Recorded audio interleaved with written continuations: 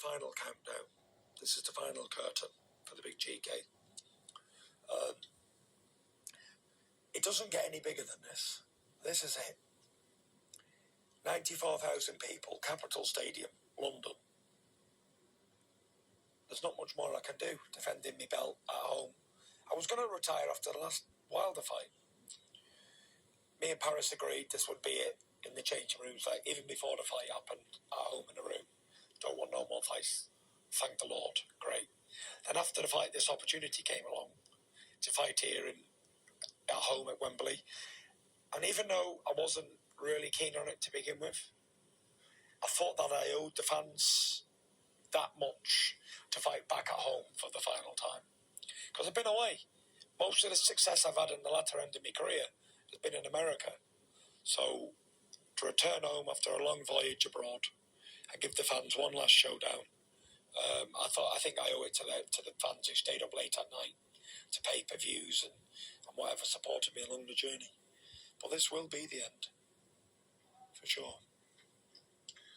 Would you take offence to anyone disbelieving or doubting what you're saying?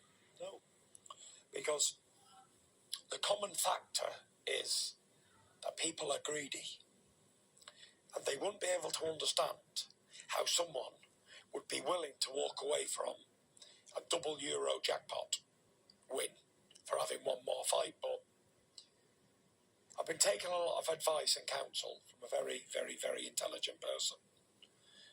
One of the cleverest men in history, the cleverest man in history, and the richest man in history as well. And he said that the best things in life are eating and drinking and enjoying your work. Not temples built of gold and everything else that you can think of. And this has come from the richest man that's ever lived and the cleverest man that's ever lived. This ain't your local man who works at the pub. This is the cleverest man, the richest man in history who said this. So I've got to believe him. And I'm happy. I'm contented with who I am. I'm contented with what I've done. I've made a few quid. I've won all the belts. I've done more than I ever wanted to. I've ticked off all the boxes. And I even get an extra added bonus, Wembley, to fight there. Because that was never on my hit list of venues to fight at. But I get that added bonus. So it's great. And no matter what I do in my career, no matter where I go after this and how many more fights I have and whatever else, what will I do? Leave it to a generation who never worked a day in their life on my hard toil? Really? So, enough's enough. I'm happy. I'm contented. And I've done a hell of a journey. I've had a hell of a ride the last 20 years. Started boxing at 14. I'm now 34 in August. So I've had a good 20 years. And how you know it's the final curtain? I've got the man with me who started me, Steve Egan.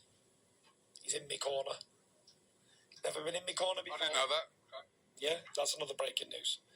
I've never been in my corner before, other than one fight years and years ago. And he's back in my corner for the big hurrah. And he said to me, you know what? He said, I'm the only person of all these people here who knew you before. 20 years. And that's loyalty, innit? 20 years.